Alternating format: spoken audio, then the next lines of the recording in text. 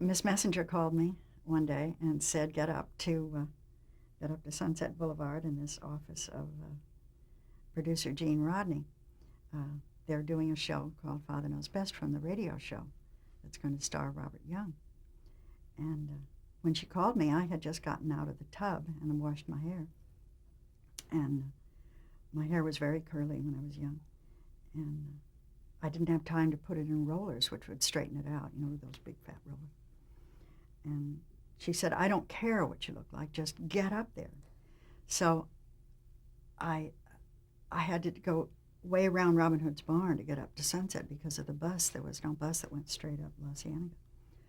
And so I got up there kind of harried, and my hair was sticking out all curly and just straight out like this. It was awful. And bobby socks and, my regular clothes. And I was given the scene to read. I went in and I read from Mr. Rodney. And Miss Messenger called him afterward, and he said, well, your girl read fine, but she's much too young. She's not my Betty.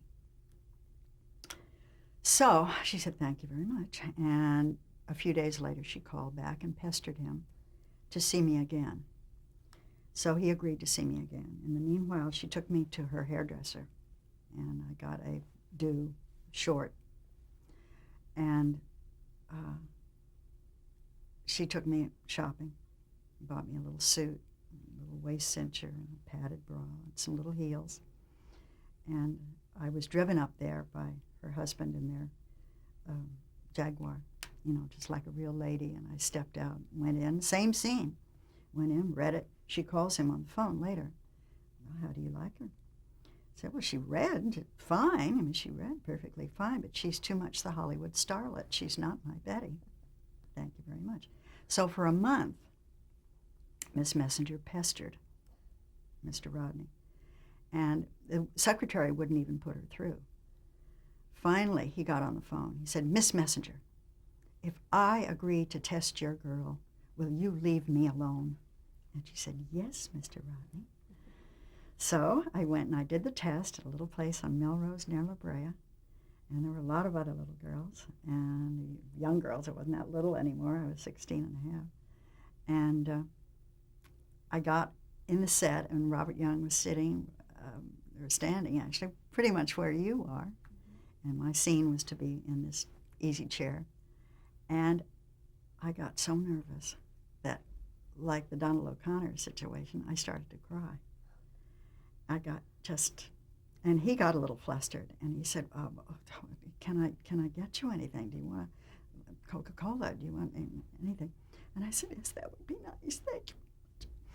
So the director was just going to say, okay, yes, thank you very much, next. And Robert Young said, no, let her calm down, because he'd suffered from nerves, I hear later on. And so they had me go over in the makeup department, and I sat over in the corner where the makeup was and got myself together and relaxed a little bit, had my Coca-Cola, came back, and Robert Young's sweet, dear, gentle eyes on me. We did the scene again and got through it. And then it was, thank you very much, next. Well, we got out to the bus stop. I hadn't said anything. Mother was waiting out in the anteroom. And we got to the bus stop. I still hadn't said a word. And Mother said, well, I said, don't ask me what went on in there. I don't want to discuss it. I don't want to talk about it. I just want to forget it. And she said, okay. And she never did. She never said one word about it. A month later, I was at Daddy Dick and Aunt Esther's house. Phone rang, and it was Miss Messenger who had tracked me down there and said, you got it! And I said, got what? She said, the part! And I said, what part? She said, Father Knows Best, for heaven's sakes. What do you know? I had completely put it out of my mind. I mean, I thought, this is the most shameful thing I've ever done. Anyway, that's how I got the part. The young woman who played Betty on the radio was too old to test for the part. She recently passed away. Wonderful, wonderful woman. And years later when I saw her, I was kind of embarrassed, you know. She says, no, don't worry about it. I was in my 20s. I was way too old for that part.